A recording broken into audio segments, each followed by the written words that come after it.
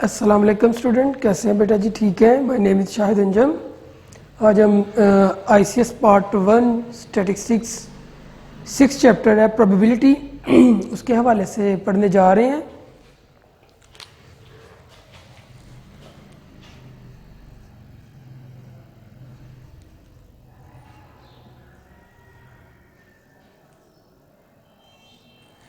जी, probability. सबसे पहले तो हमें पता होना चाहिए कि प्रोबेबिलिटी क्या होती है। It is the measurement of uncertainty, measurement of chance. ठीक है ना? अगर हम चांस की मेजरमेंट करते हैं तो वो हमारे पास प्रोबेबिलिटी होगी। ठीक है। गैर यकीनी सूरत हाल की जो मेजरमेंट होगी वो प्रोबेबिलिटी होगी। जैसे कि मैं आपके सामने कुछ एग्जांपल्स रखता हूँ ताकि आपको प्रोबेबिलिटी की समझ आ जाए, फिर हम उसकी प्रॉपर स्टैटिस्टिक्स में क्या डेफिनेशन है उसके पॉइंट ऑफ व्यू से देखेंगे। असल में प्रोबेबिलिटी जो है ना वो मेजरमेंट है चांस की, गैर यकीनी सूरत हाल की, कि क्या होगा, उसकी इवेंट के रिप्रेजेंट होने की प्रोबेबिलिटी क्या है, ना होने की प्रोबेबिलिटी क्या है। ठीक है। चांस क्या है? चांस की मेजरमेंट होती है प्रोबेबिलिटी। जैसे कि आपने आम देखा होगा कि जब आप किसी खेल को शुरू करते हैं तो दो टीम्स के दरमियान टॉस किया जाता है, उसमें एक सिक्के को, एक कॉइन को टॉस करते हैं और उससे डिसीजन लिया जाता है कि कौन सी जो टीम है वो फर्स्ट पे बैटिंग या बॉलिंग करेगी। ठीक है, अगर क्रिकेट की बात करें तो। अब देखिए, जो कॉइन होता है, सिक्का होता है, हम पाकिस्तान में अगर बात करें तो उसके पाकिस्तान में भी और दूसरी कंट्रीज में भी सिक्के की दो ही साइडें होती हैं। हम पाकिस्तानी सिक्के की बात करें तो एक साइड पे आपको पता है कि मून बना होता है और स्टार होता है, और दूसरी साइड पे आपको पता है कि कायद-ए-आज़म की पिक्चर। ठीक है। अच्छा जी, अगर अब हम इसमें हेड किसको कहते हैं, टेल। दोनों साइडें, एक साइड को हेड और एक को टेल कहेंगे। जिस साइड पे ये हेड बना हुआ है इसको हेड और इसको टेल कहेंगे। अच्छा, तो जब आप सिक्के को टॉस करते हैं तो क्या चांस है, इसकी मेजरमेंट प्रोबेबिलिटी है कि हेड आए, क्या चांस है कि टेल आए। आपने सिक्के को टॉस किया तो हेड के आने की प्रोबेबिलिटी क्या है, मतलब कि हेड के आने के चांस कितने हैं। और अगर टेल की बात करें तो टेल के आने के चांस कितने हैं, टेल के आने की प्रोबेबिलिटी कितनी है। मेजरमेंट ऑफ चांस जो होता है ना वो प्रोबेबिलिटी कहलाता है जी। तो देखें यहाँ पे पॉसिबल आउटकम 2 ही है, या तो हेड आ सकता है या टेल आ सकता है। तो पॉसिबल आउटकम्स कितने हो गए इसके? 2। अब इसमें हेड कितना है? 1, और टेल भी 1 है। अगर मैं कहूं कि प्रोबेबिलिटी ऑफ हेड के आने की प्रोबेबिलिटी क्या होगी, तो हेड क्योंकि इसमें 1 है और जो टोटल आउटकम्स है वो 2 है, तो 1/2। और अगर इसी तरह मैं कहता हूं कि प्रोबेबिलिटी जो है ना कि टेल के आने के चांस कितने हैं, क्योंकि टेल भी यहाँ पे 1 है तो 1/2। टोटल आउटकम्स आपके पास 2 है। ठीक है जी। तो ये था प्रोबेबिलिटी का कॉन्सेप्ट कि प्रोबेबिलिटी होती क्या है। Probability measurement of chance, measurement of uncertainty, गैर यकीनी सूरत हाल की जो मेजरमेंट है उसको प्रोबेबिलिटी कहते हैं। देखिए, अब जब आप किसी भी कॉइन को टॉस करेंगे ना, सिक्के को टॉस करेंगे, या तो हेड आएगा या टेल आएगा, तीसरी कंडीशन नहीं आ सकती। ठीक है, आपने सिक्के को टॉस किया कॉइन को, या हेड आ जाएगा या टेल आ जाएगा, थर्ड कंडीशन कोई नहीं बनती। तो इसलिए उसके 2 ही पॉसिबल आउटकम्स हैं, दो, एक हेड और एक टेल। अब वहां से देखें, अगर हेड के आने की प्रोबेबिलिटी, आपके हेड के आने के क्या चांसेस हैं, तो उस सिक्के में सिर्फ एक दफा हेड है तो 1/2 प्रोबेबिलिटी या चांस उसके कितने हैं, तो दोनों में से एक चांस है कि हेड आ जाए। हेड के आने की प्रोबेबिलिटी या चांस कितना हुआ? 1/2, क्योंकि टोटल आउटकम्स आपके पास 2 है, एक हेड है और एक टेल है। ठीक है, तो प्रोबेबिलिटी ऑफ हेड है 1/2। और अगर इसी तरह से टेल की प्रोबेबिलिटी या चांस देखना चाहें हम कि टेल के आने के कितने चांसेस हैं, क्या चांस है, तो वो भी क्या है? 1/2 जी। आगे हम इसकी अब स्टैटिस्टिक्स के हवाले से प्रोबेबिलिटी की डेफिनेशन पढ़ते हैं और फिर इसके ऊपर मजीद जो है ना बहस होगी कि प्रोबेबिलिटी किस तरह से फाइंड की जाती है। आपके सामने और भी एग्जांपल्स जो है वो रखी जाएंगी। ठीक है जी। तो देखिएगा ज़रा, ये एक क्लासिकल या प्रायर डेफिनेशन है। If there are n equally, if there are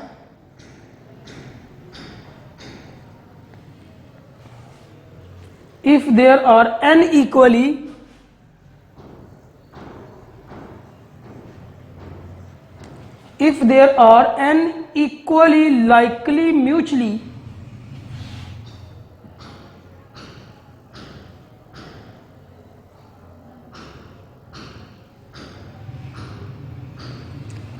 there are n equally likely mutually exclusive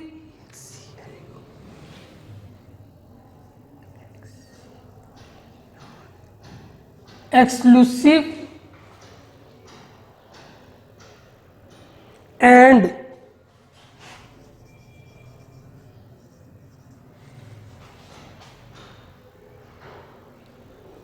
exclusive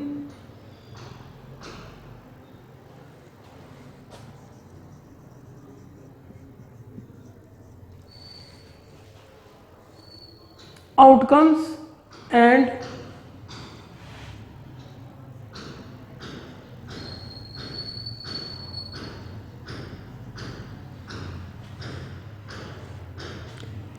m of which are favorable,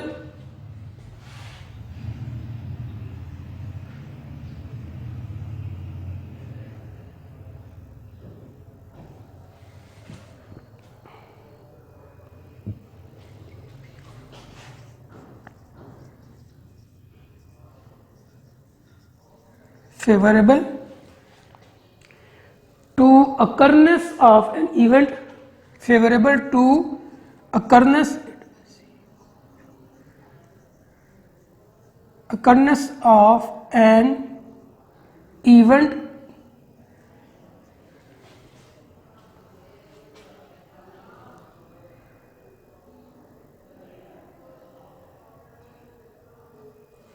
A, then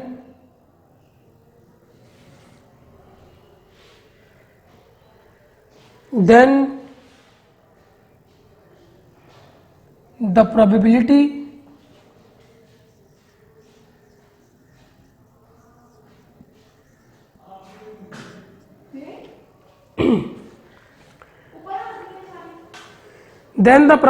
of occurrence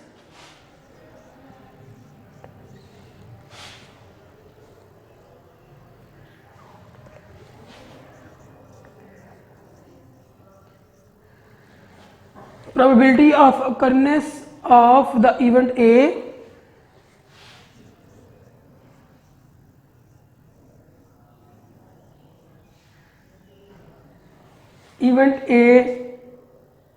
denoted by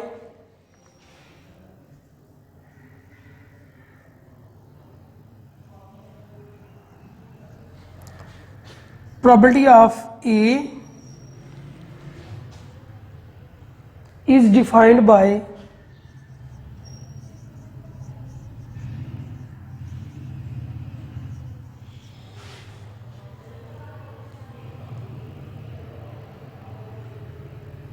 the ratio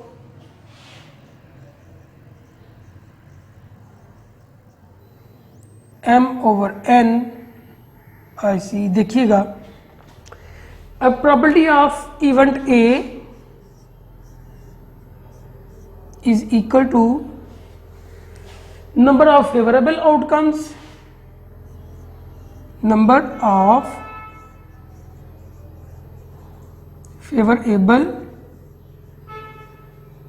outcomes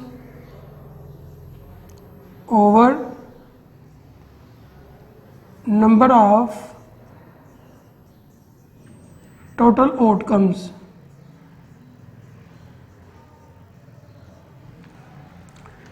जी probability की definition थी। अब ज़रा इसको ध्यान से समझ लें।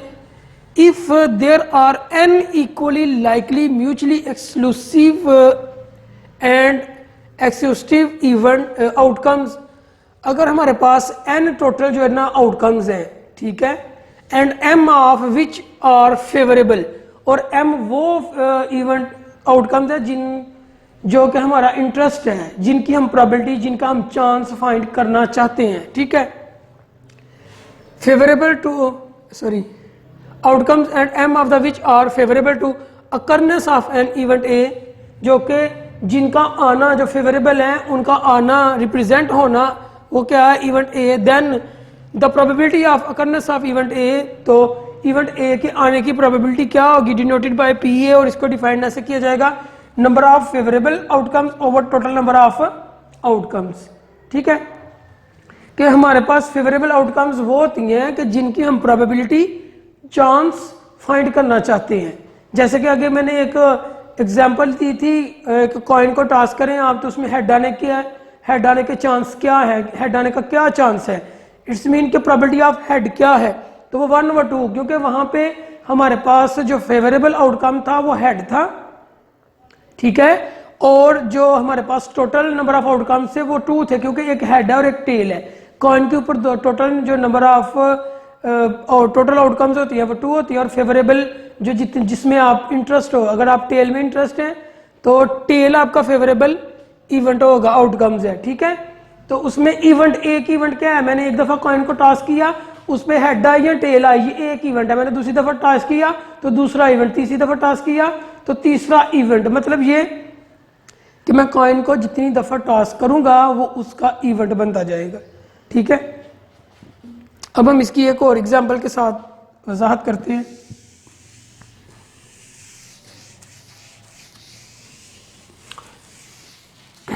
लूडो जो है ना गेम, आपने तकरीबन सभी ने खेली होगी। उसमें आपने देखा है कि एक डाइस होती है जिसके ऊपर 6 फेसेस होते हैं, ठीक है।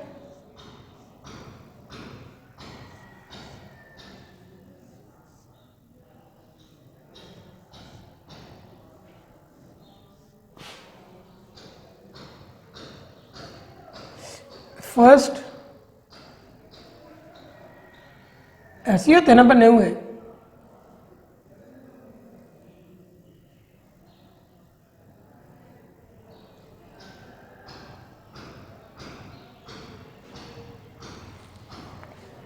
ठीक है।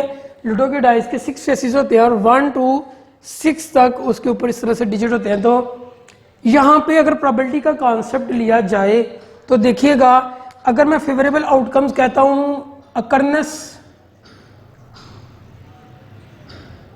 अकरनेस ऑफ नंबर 3 के आने की अकरनेस जो है वो इज फेवरेबल आउटकम। नंबर 3 आना क्या है, फेवरेबल आउटकम है, ठीक है। तो हम इसको कहेंगे event A, then probability of event A, ये आपने फाइंड करनी है। इवेंट ए यहां पे कहता हूं A represent the अकरनेस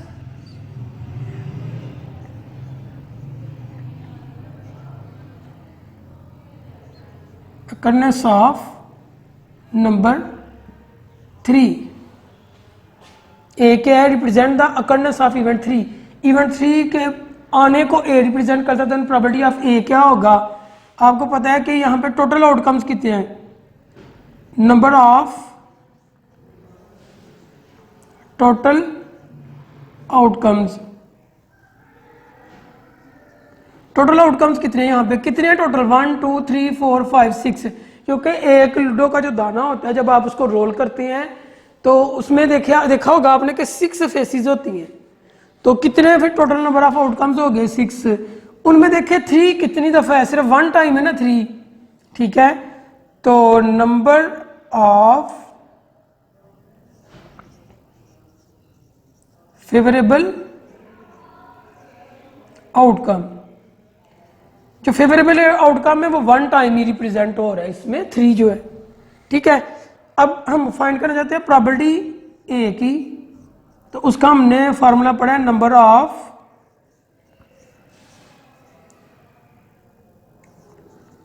favourable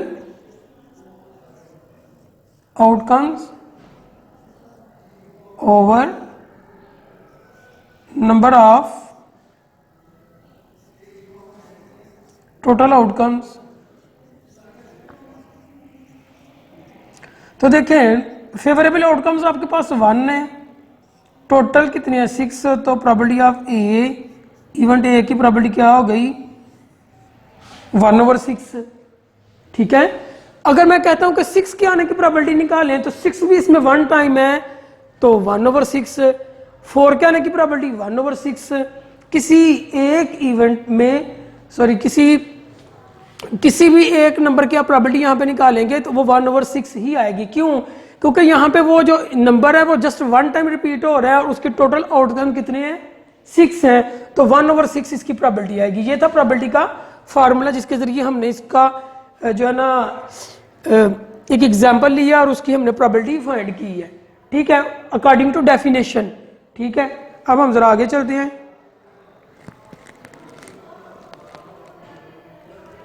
relative frequency और पोस्टीरियर डेफिनेशन, वो क्लासिकल डेफिनेशन थी, अब पोस्टीरियर डेफिनेशन क्या होगी इसकी। If an experiment is repeated a large number of time. ठीक है, एक एक्सपेरिमेंट है उसको बहुत ज्यादा दफा टाइम जो है ना रिपीट किया जा रहा है। ठीक हो गया,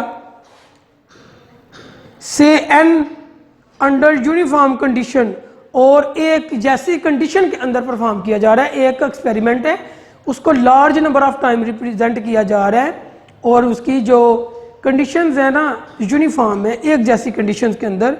if the event A occurs m time then the probability of occurrence of event A is denoted by probability of A and is defined by the relative frequency m/n। ठीक है, which approaches the limit as n increases to infinity। ठीक है, उसमें पहली जो definition थी उसमें हमें ये सिर्फ कहा गया था कि एक इवेंट है उसके जो है ना वो n टाइम रिप्रेजेंट हो रहा है। ठीक है, उसमें पॉसिबल आउटकम्स जो है ना वो टोटल पॉसिबल आउटकम्स जो है ना वो n है और m फेवरेबल है। तो ठीक है, वहां पे प्रोबेबिलिटी होगी m/n। यहाँ पे भी m/n ही है, लेकिन यहाँ पे क्या है कि एक एक्सपेरिमेंट को लार्ज नंबर ऑफ टाइम जो है ना रिप्रेजेंट किया जा रहा है, रिपीट किया जा रहा है। ठीक है, तो देन प्रोबेबिलिटी का फार्मूला ये होगा, probability of A is equal to m/n limit n approaches to infinity. कि n बहुत बड़ा है, नंबर ऑफ जो एक्सपेरिमेंट का जो है ना उसको रिपीट किया जा रहा है, तो इसलिए n लार्ज हो जाएगा वहां पे। अब इसकी मैथमेटिकल डेफिनेशन वो पढ़ते हैं। ठीक है, मैथमेटिकल डेफिनेशन जिससे ज्यादातर आपने न्यूमेरिकल्स भी करने हैं और क्वेश्चन भी इसी से रिलेटेड है। The probability that N event A will occur,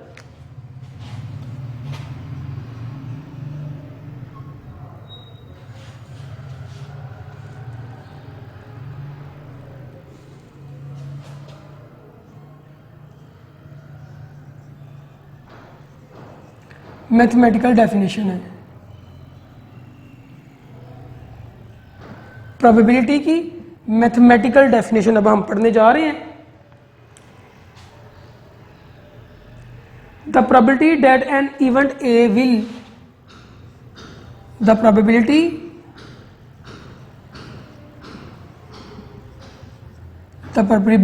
that an event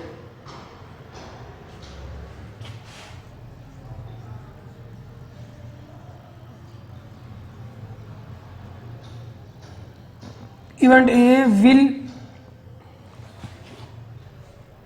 occur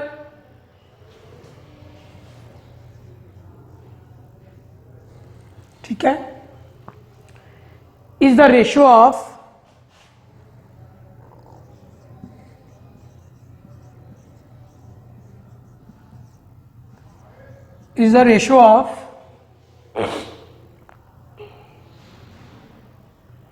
the number of sample point is the ratio of number of sample points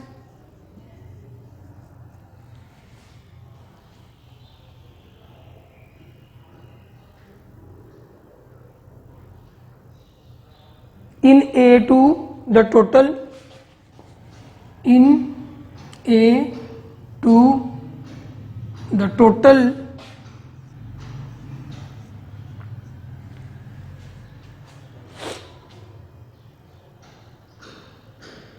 number of sample point in S, number of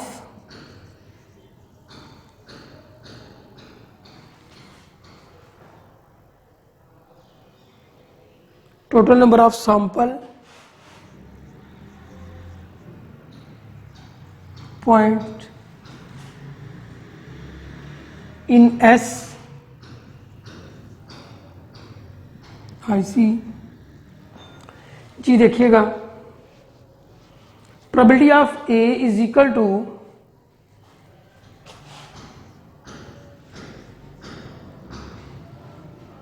number of sample point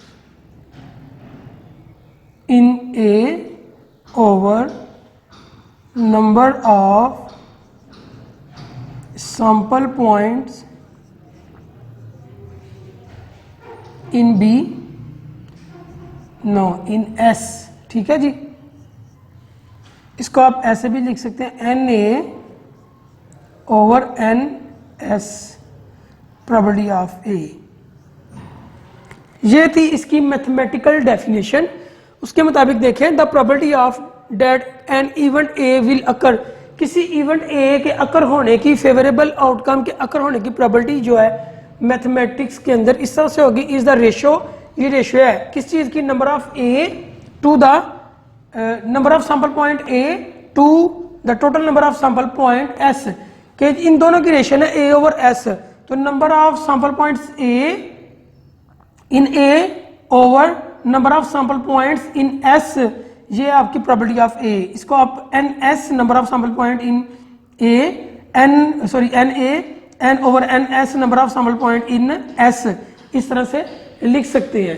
ठीक है, ये थी बेटा जी इसकी mathematical form. ठीक है, probability of A must satisfy the following conditions. अब probability of ए जो है ना वो इन कंडीशन को फॉलो करेगी। वो कौन सी कंडीशंस हैं हम वो पढ़ने जा रहे हैं। ठीक है जी,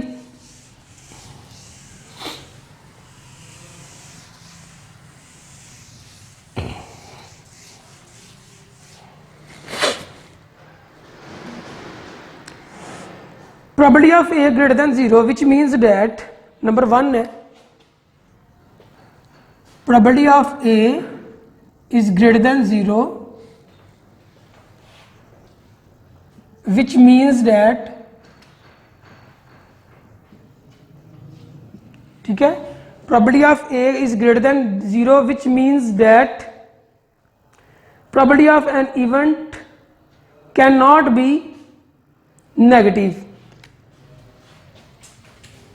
डेट द प्रोबेबिलिटी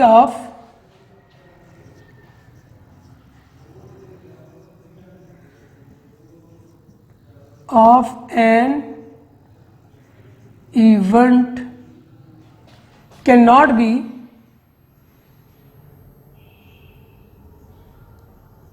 negative।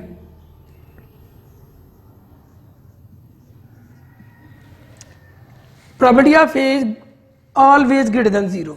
ठीक है, कि किसी इवेंट के अकर होने की प्रोबेबिलिटी कभी नेगेटिव नहीं हो सकती, वो पॉजिटिव ही होगी। जैसे देखिए हमने सिक्का या कॉइन टॉस किया है तो उसकी प्रोबेबिलिटी 1/2 है, माइनस में कभी भी नहीं हो जाएगी, क्योंकि इवेंट जब रिप्रेजेंट हो जाता है, अकर हो जाता है, तो उसकी प्रोबेबिलिटी की कोई ना कोई वैल्यू पॉजिटिव आएगी, नेगेटिव नहीं आएगी। वो इवेंट जो है ना वो रिवर्स तो नहीं ना होगा। ठीक है, तो इसलिए किसी भी इवेंट की प्रोबेबिलिटी कभी नेगेटिव नहीं होती। अच्छा जी, इसकी रेंज बता रहा है कि प्रोबेबिलिटी ऑफ नंबर 2 है, प्रोबेबिलिटी ऑफ ए जो है वो लेस देन 1 और ग्रेटर देन 0, इसकी ये रेंज है, which means that the probability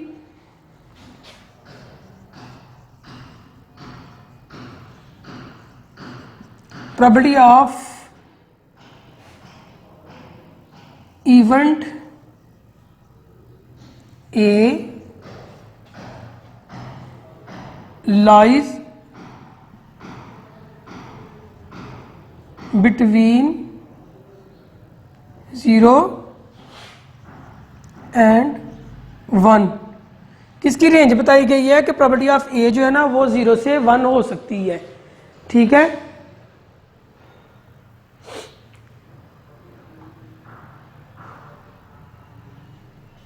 अब देखिए प्रॉपर्टी ऑफ एस टोटल की जो प्रॉपर्टी है, property of S total sample points की property always 1, which means that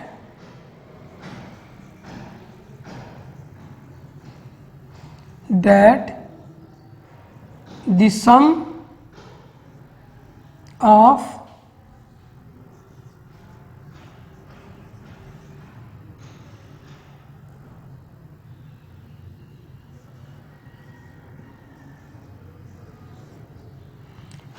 probabilities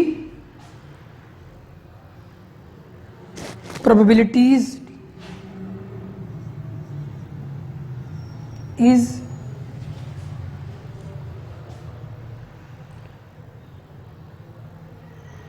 equal to 1 is equal to, ठीक है, कि प्रोबेबिलिटी का जो सम होता है वो इक्वल किसके होता है, 1 के होता है। ठीक हो गया जी। इसके बाद फोर्थ है, if A and B are two mutually exclusive event, इफ ए एंड बी are two mutually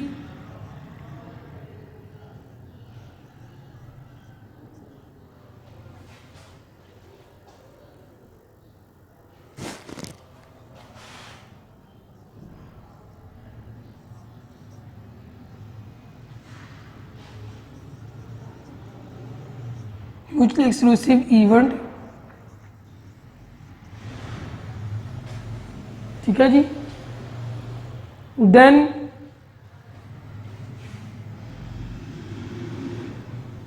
probability of A union B is equal to probability of A plus probability of B।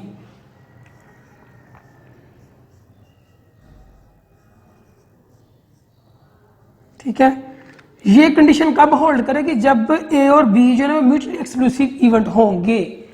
Mutually exclusive event का क्या मतलब है कि उनका जो disjoint set है वो 0 होगा, उनका इंटरसेक्शन कुछ नहीं होगा, दोनों इवेंट टोटली एक दूसरे से डिफरेंट होंगे, अलग होंगे। जैसे कि मैं लिखता हूँ ए जो है ना वो देखिएगा, म्यूचुअली एक्सक्लूसिव इवेंट ऐसे इवेंट को कहते हैं जिनका इंटरसेक्शन खाली सेट आता है, एम्प्टी सेट आता है। ठीक है, लेट्स सपोज मेरे पास इवेंट ए है, वो आ रहा है 1, 3 और 5। इवेंट जो बी है, सेट बी, वो आ रहा है 2, 4, 6। तो इनका ए इंटरसेक्शन बी जब आप फाइंड करेंगे तो वो डिसजॉइंट सेट आएगा, खाली सेट आएगा। ठीक है, तो ये ए और बी अब क्या है, म्यूचुअली एक्सक्लूसिव है। इट्स मीन कि उनका इंटरसेक्शन 0 होते हैं। अच्छा जी, ये थी प्रोबेबिलिटी की मैथमेटिकल डेफिनेशन और उसके कुछ पॉइंट थे। अब हम एक एग्जांपल करते हैं। मैं एग्जांपल पढ़ने जा रहा हूं। A student solve 128 question from 200। Total कितने हैं, एन है 200। उसमें से उसने जो सॉल्व किए, ठीक है, वो कितने आ गए, 128। उसको कह लें एम, कह लें एम डैश, कह लें 128 जो है सॉल्व किए। ठीक है, आगे पढ़ते हैं। Of a book to be solve, what is the probability that he will solve the remaining all question, कि जो बाकी क्वेश्चन है उनके आने की प्रोबेबिलिटी फाइंड करनी है आपने। ठीक है, लेट ए रिप्रेजेंट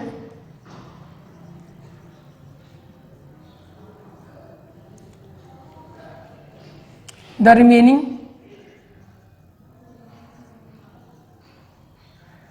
क्वेश्चंस।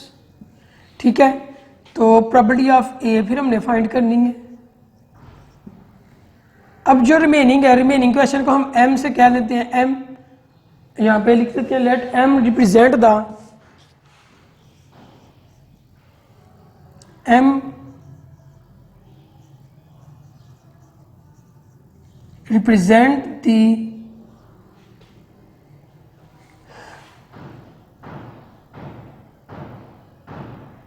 नहीं, ठीक है, एम की जरूरत नहीं है हमें, एम डैश हमने क्या दिया हुआ है। तो रिमेनिंग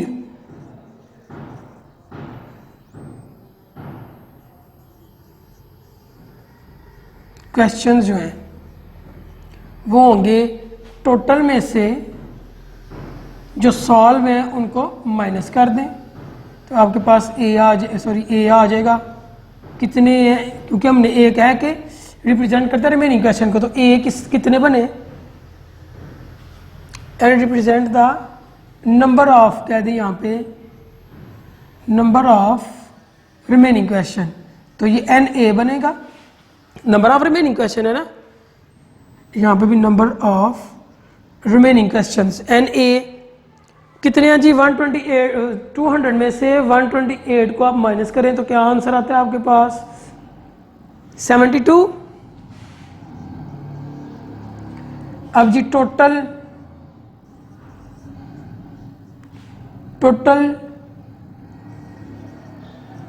क्वेश्चंस वो होंगे 200, जिसको हम एन एस कह सकते हैं, number of total points, sample points 200 हैं। तो प्रॉपर्टी ऑफ ए का जो फार्मूला, मैथमेटिकल फार्मूला पढ़ा आपने, N A over N S था। एन ए कितने हैं जी आपके पास, 72 ओवर 200, ये आ गई प्रॉपर्टी ऑफ ए। ठीक है जी, इसको आप डिवाइड करें तो 0.36 आ जाएगा। तो देखिए प्रॉपर्टी का आंसर 1 से ग्रेटर आया है और 0 से लेस आया है, नहीं, 0 से लेस होता तो नेगेटिव होता, 1 से ग्रेटर होता तो 1 पॉइंट समथिंग होता, लेकिन यहाँ पे 0.36 है। तो प्रोबेबिलिटी ऑलवेज लाई करती है 0 to 1, और कभी भी प्रोबेबिलिटी का, किसी इवेंट के आने की प्रोबेबिलिटी का जो चांस है, प्रोबेबिलिटी है, वो नेगेटिव नहीं हो सकती। ठीक है, और उसका आंसर 0 से 1, क्योंकि उसकी रेंज 1 तक है, सम ऑफ प्रोबेबिलिटी 1 होता है। ठीक है जी, ओके जी, अल्लाह हाफिज। वीडियो पसंद आई तो लाइक करें, अपनी राय कमेंट करें। ऐसे ही मजीद वीडियोस के लिए हमारा चैनल सब्सक्राइब करें और बेल का आइकन दबाएं ताकि आपको हर वीडियो का नोटिफिकेशन मिलता रहे।